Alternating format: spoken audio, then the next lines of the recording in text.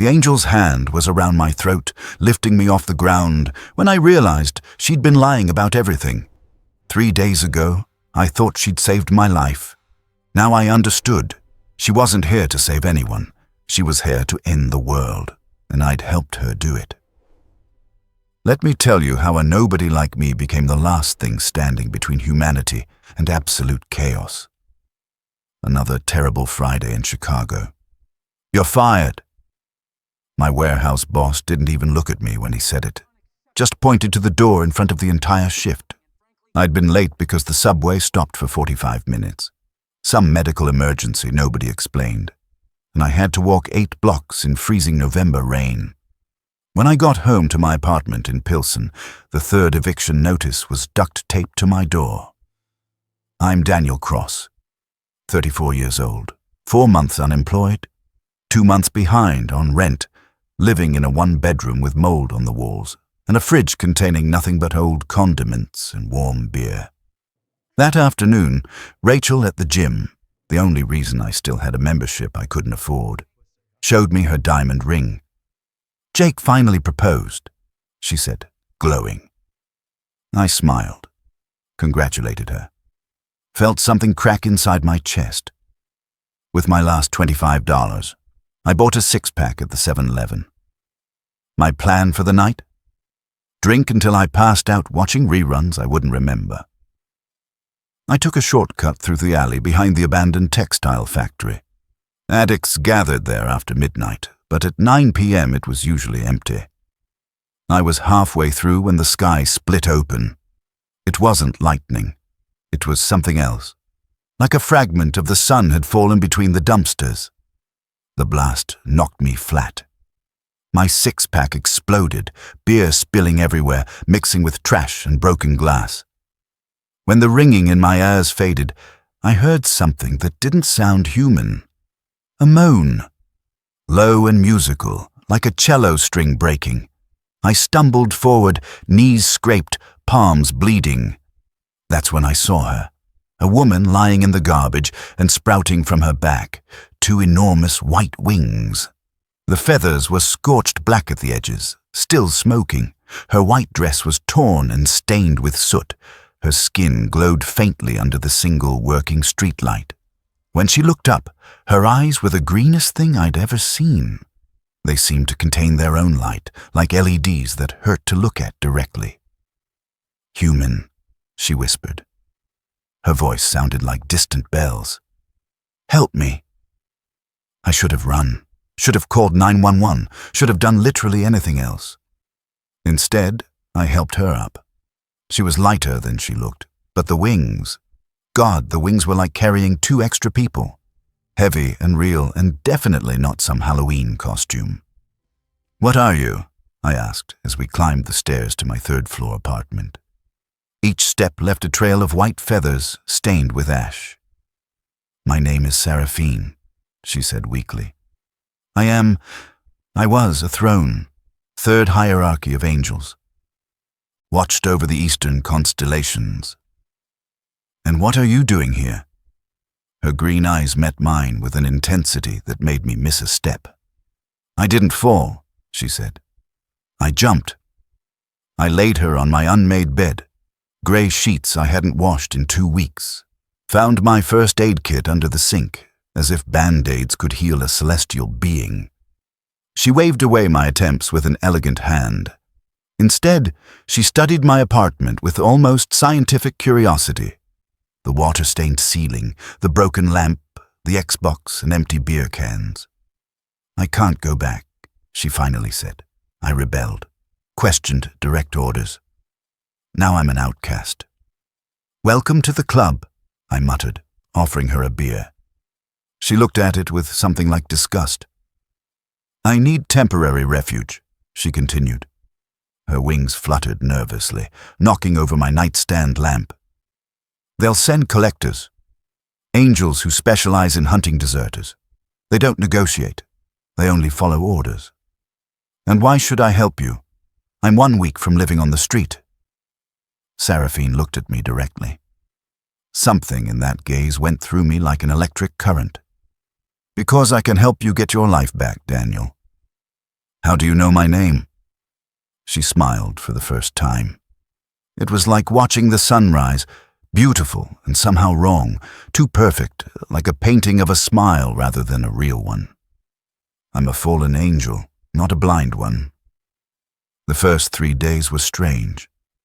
Sarah Fiend slept in my bed while I took the couch with the broken spring that dug into my ribs. Her wings healed rapidly, the scorched edges turning white again. The fallen feathers would disappear after a few hours, evaporating like smoke. I couldn't stop watching her. Her beauty wasn't human, it was something else. Something hypnotic and almost painful to observe, like staring at art you know you can never touch.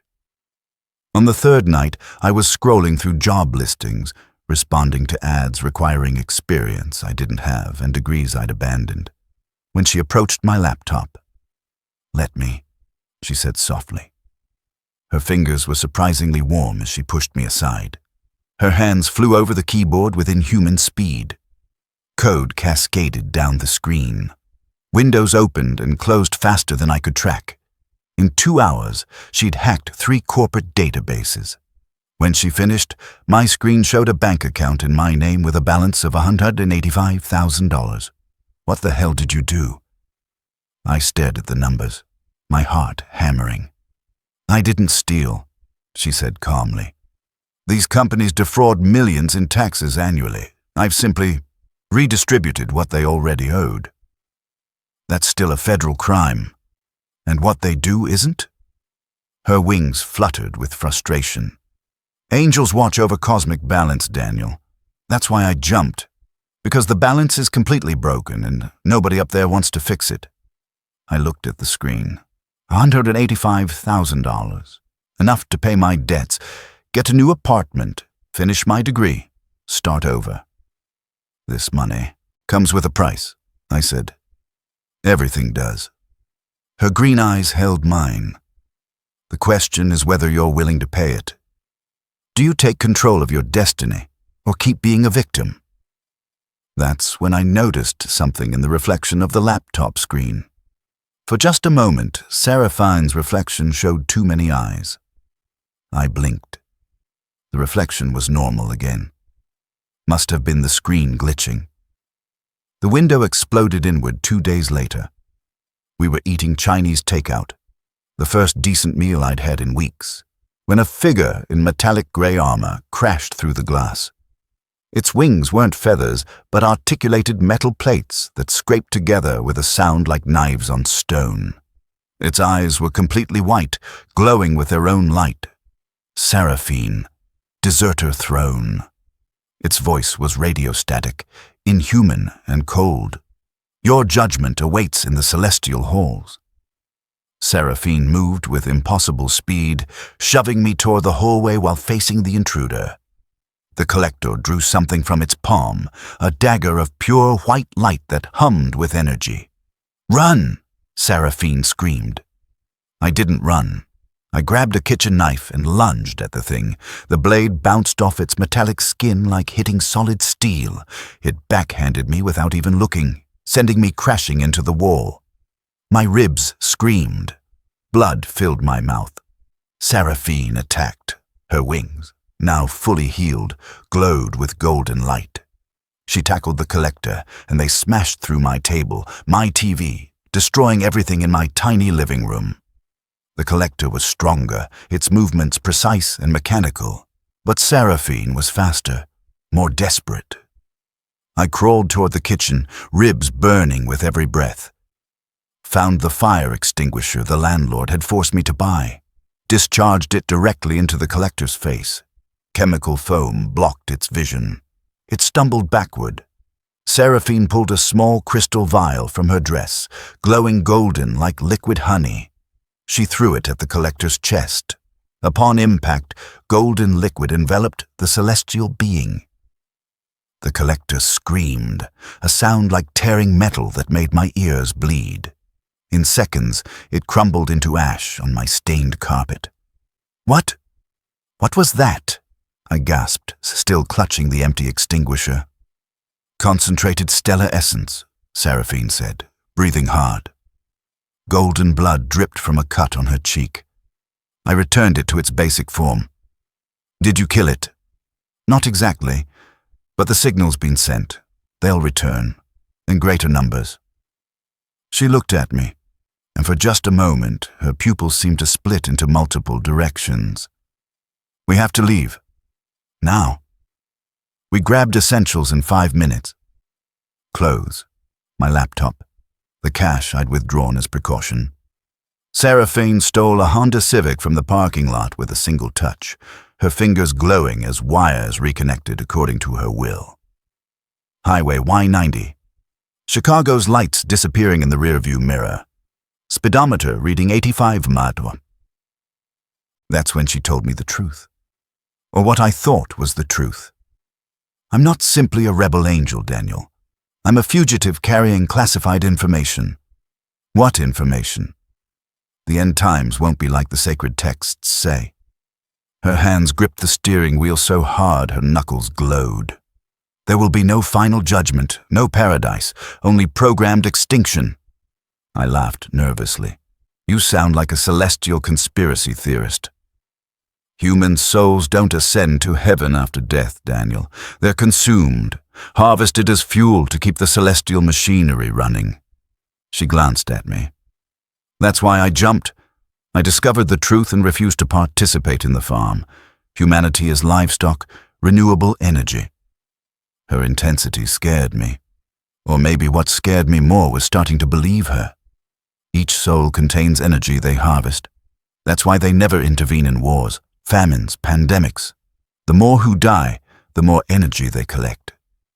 And what do you expect to do against all of heaven? I'm not alone. She pulled a small crystal from her pocket.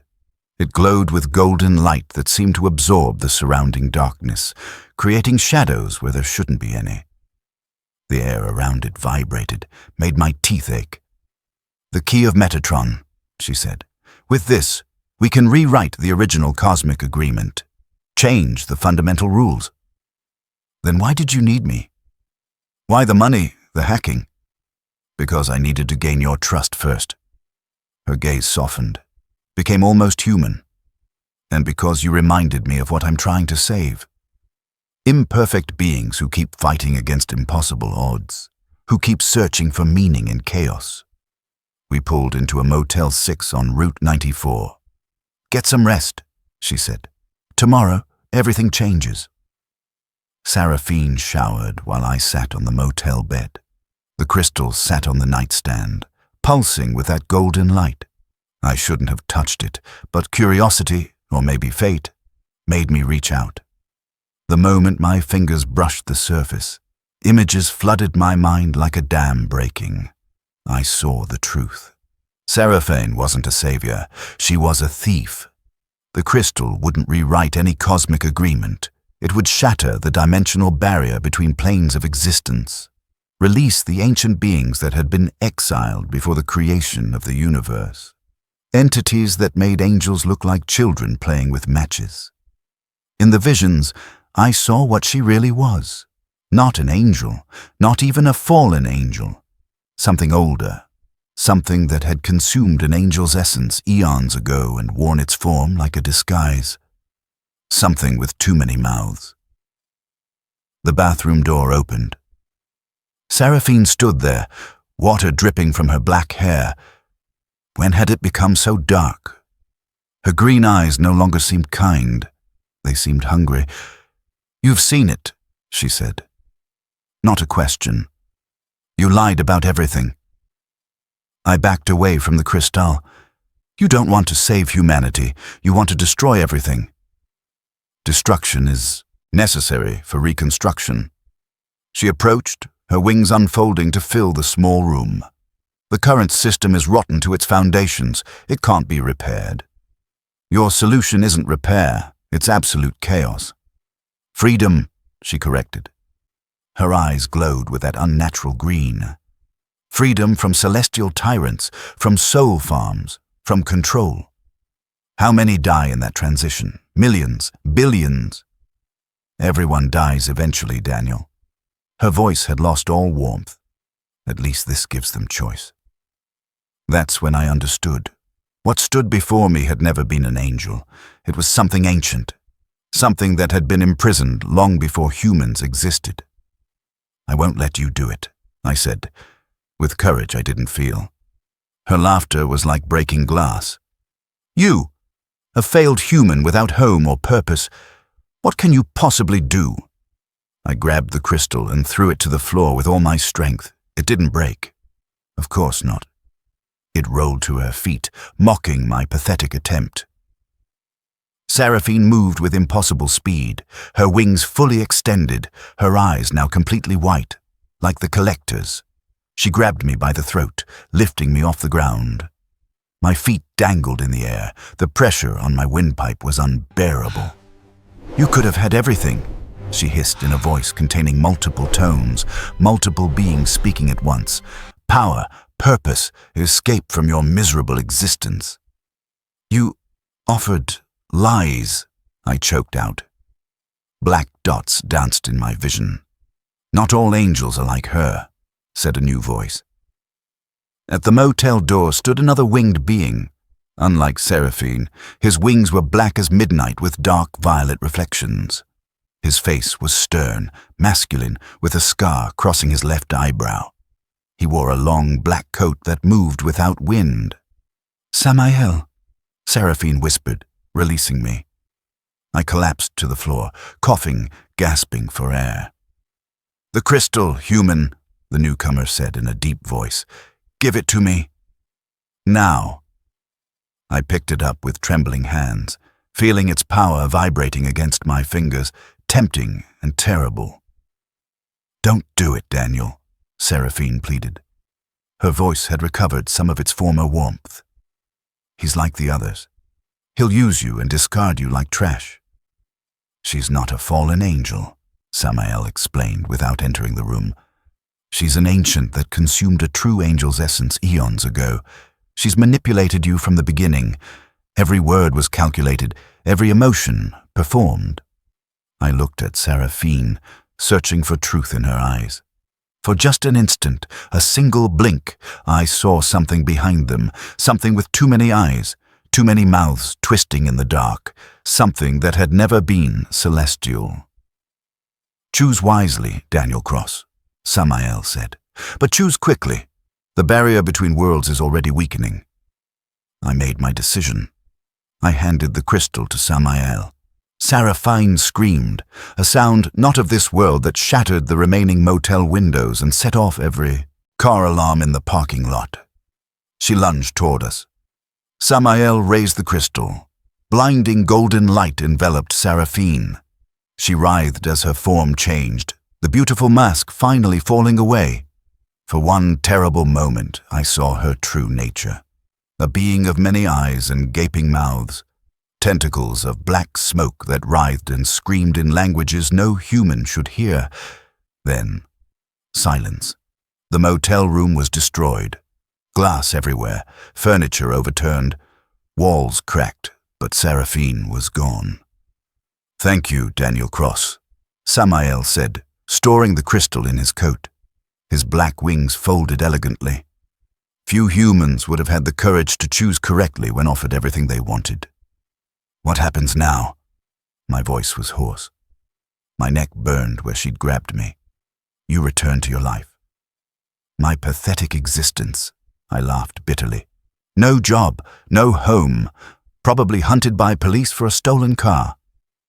"A human life is never pathetic." Something in his stern tone softened. "It's brief, yes, often painful, but every decision you make matters more than you imagine. Like yours tonight, you saved more than you can comprehend." "Will you erase my memory?" "No." Samael moved toward the destroyed door. "Some humans need to know there's more beyond the visible, to remember that their choices have real weight in the cosmos." He extended his black wings with violet reflections, with a movement that distorted the air like heat waves. He was gone. I returned to Chicago 3 days later. The police had sealed my apartment with yellow tape, but nobody arrested me. In fact, they acted like nothing had happened. The stolen car was back in its parking spot, undamaged. On my magically repaired table, I found a business card from a cybersecurity company. A job offer letter as senior analyst. Salary, $95,000 annually. Start date, next Monday. Next to it, a single black feather with violet reflections. I start my new job tomorrow. I keep the feather in my wallet, and every night I check my locks 3 times, wondering if I really made the right choice. Because sometimes, late at night when I'm alone, I hear distant bells. Musical and beautiful, and I remember green eyes that contained their own light. I lost an angel that turned out to be something much worse. But I gained something more important. The certainty that even someone like me, a 34-year-old failure without direction, can change the fate of the universe with a single choice. And that knowledge, I discovered, is worth more than all the money in the world. Though I'd be lying if I said the $95,000 salary doesn't help.